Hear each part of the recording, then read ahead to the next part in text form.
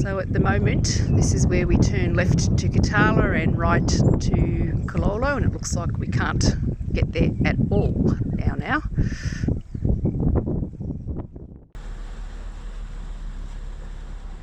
Which way you reckon? This way?